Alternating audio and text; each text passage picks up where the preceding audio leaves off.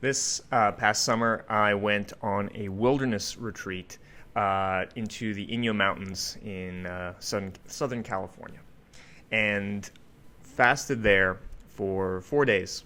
This was with the School of Lost Borders. When I came down off of my mountain peak, we gathered in a circle. It was me and all the fasters that were there. And we sat with the two elders that were leading the whole experience. And we told our stories about what happened to us. And when it came to me, I spoke first about what it was like for me to go out and find my spot. And they say that the way that you find your spot to fast is the way that you find your spot in life. And I couldn't have been more true. At first, when we got there, I looked up at the mountain, which eventually became my spot, and I thought, it's too high. It's too high up there. It's too close to it's the first thing that I saw. It's like there's probably something better out there. Let me go look. And I walked out and I looked around, and the further I got from that mountain, just the worse and worse I felt. I could feel it in my heart that I wasn't going in the right direction. And so eventually I was just like, okay, fine. Remember what the elders said. Let me turn around. Let me look up at this mountain. Let's just go up there. Let's just see. So I headed straight up the mountain. It was a tough climb. It was a long climb. Finally got there, and it just felt like peace. The silence of the place, the vastness, the old grandmother juniper tree that had this soft bed of soil underneath her. And I just felt at peace. And when I told this to the circle, one of the elders reflected back to me, when you go out into the world again, ask yourself, what feels like peace?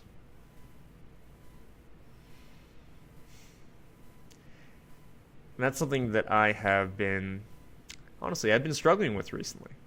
The world is speeding up again, and there's a temptation to lean into security, to find ways to establish your financial security, make sure that everything is stable and steady in your home life, and all of these ways that we want to establish a sense of security. But security, here's the thing, security is not peace. They're similar, but they're not the same. Security is about managing risk. Security is about reducing the level of risk so that your fears don't pop up. And there is a place for security. There is. But peace is different. Peace is knowing that ultimately there is nothing to fear. That fear itself is an illusion. And that's a very different thing. Security, you can have security. And a lot of people do. Relative security. You can have it. Plenty of money in the bank, right? Stable housing situation, plenty of food, all the trappings of security that people in other countries would, if they were to have what you have, if you were to have this level of security, they would think that all of their prayers have been answered. that they lived in Eden. And yet we can have all of that and still feel like we need more, like we need to rush around to try and keep this, to make sure that our security is secure. We can have security, but still not feel at peace. Peace, on the other hand, is knowing that there is nothing to fear. That if you lose all of your money, you are not a iota poorer than any other being. Your inheritance, your true inheritance in this world, remains untouched. It's about knowing that you will never lose your love. Your loved ones may disappear, die, walk away from you. Your friends might go separate ways. Yet, love itself can never be taken from you, because you are the source of love.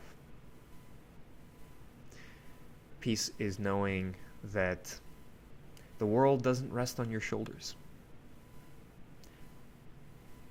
It's about knowing that you can relax your ambitions, that everything that is truly important will get done in its own way and at its own time. Peace is about walking slowly. It's not about rushing, madly rushing back and forth, trying to figure out what's the right way to go.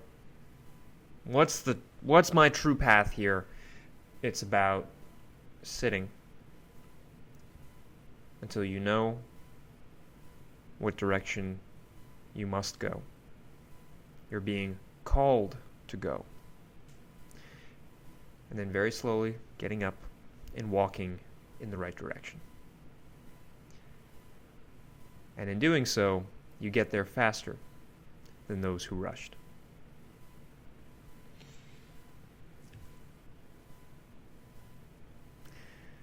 Peace is this rootedness, is this groundedness, is this depth where you are in touch with that small, still voice inside of you. The thing that Gandhi once wrote about, he said, "The only tyrant that I will submit to in this world is the small, still voice within me." And peace is being calm enough, being quiet enough to be able to hear that voice. And peace is also following that voice into the mouth of the lion, into the lion's den, into the very fear that comes up. That comes up in, it comes up all the time in so many ways. And don't think that, great people of history, the people we look up to, even Buddhist monks and the Buddha himself. There's the stories about how he grappled with Mara, this this being that was all the doubts and fears and all of these things that the Buddha had to confront and overcome. And don't think that this doesn't come up. It does. It comes up at all levels. No matter how established you are, no matter how much you seem to have, it comes up. The question is, can you walk in peace? Can you walk in integrity and in the light, straight towards the life that you are being called to live? And if you can, then fear dissolves. Fear evaporates. The things that we thought would end us end up relaxing, dissipating, and if anything, make us more of who we truly are.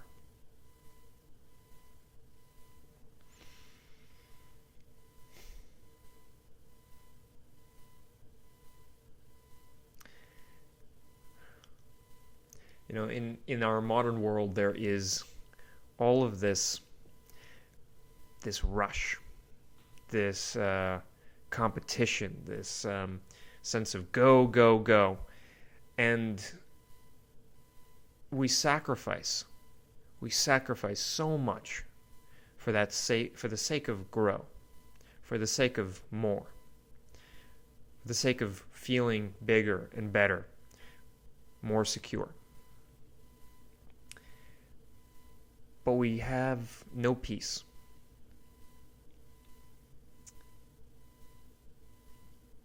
Peace is about giving up. It's about giving up. It's about throwing your hands up and saying, hey, no, there's nothing to do. There's nowhere to go. I'm already here. I've arrived. Alan Watts says, walk like a king. Walk as if you've already arrived to wherever it is you're going. Because when you walk like that, when you walk like a king or queen, you are the center. You're always where it's at. And that's a kind of peace that you never get with striving, with ambition. You never get there. You never get to the place that you're going, because there's always another place to go. And I think that the reason why our modern society, pockets of our modern society are so interested in indigenous peoples and indigenous traditions is because they have maintained this kind of rootedness, this groundedness, this connection to the land, this connection to their ancestors.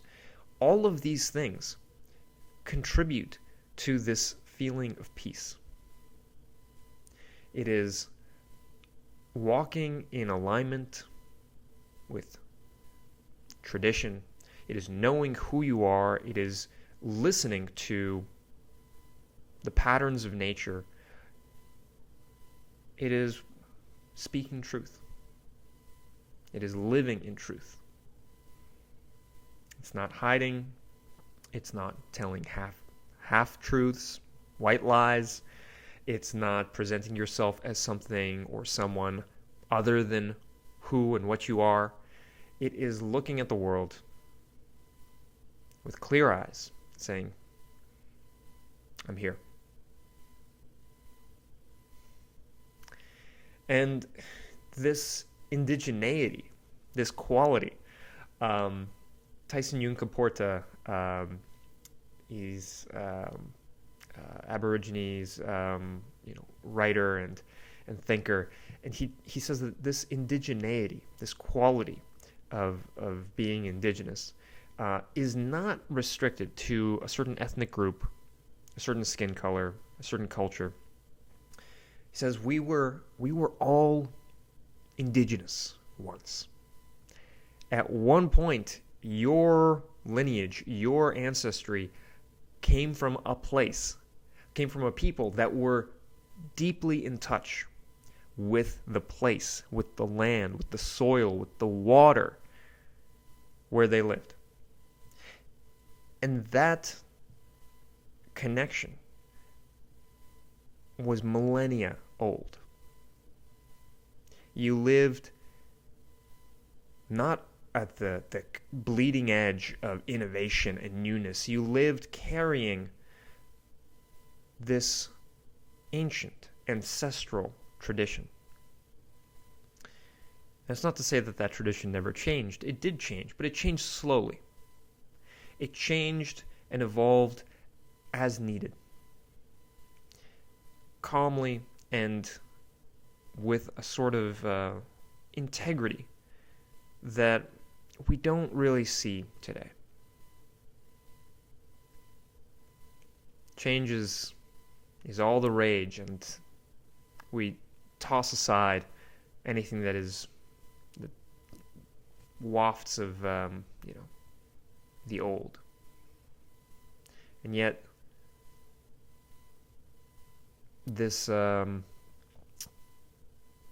peace that we are truly looking for, it's not in the future. It's in the present. It's in the present, connected to a vast and eternal past. And Tyson Yunkaporta says that, just because you live in a society that doesn't have this kind of connection to the land, this indigeneity to the culture, it doesn't mean that it's lost. In fact, it's he says that we can get in touch with it fairly quickly if we slow down, if we get in touch with the land, if we get in touch with one another on a deep level, and also get in touch with ourselves, get in touch with what our soul is asking us to do, what we are being called to do. Michael Meade, the mythologist, says that, the idea that you can grow up and be whatever you want, it's kind of not true. Rather, you have the privilege of growing up and becoming the kind of person that you are meant to be.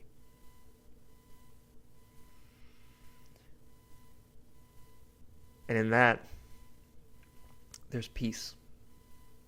There's true peace. Because you're no longer comparing yourself to what others are doing, who others are becoming, and what they're accomplishing. You only have one thing that you are here to do. And it's about finding what that one thing is, and then slowly walking in that direction.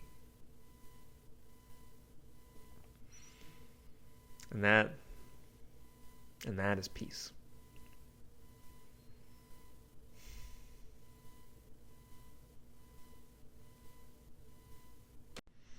I hope you enjoyed that video.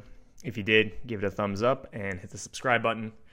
If you want more from me, you can find my website in the description below. And if you want to work one-on-one with me, I do spiritual mentoring and Jungian depth coaching. So if you want to get in touch with your deeper self and live a life of integrity and purpose, go ahead and find a link in the description to do a one-on-one session with me. And I hope to see you very soon.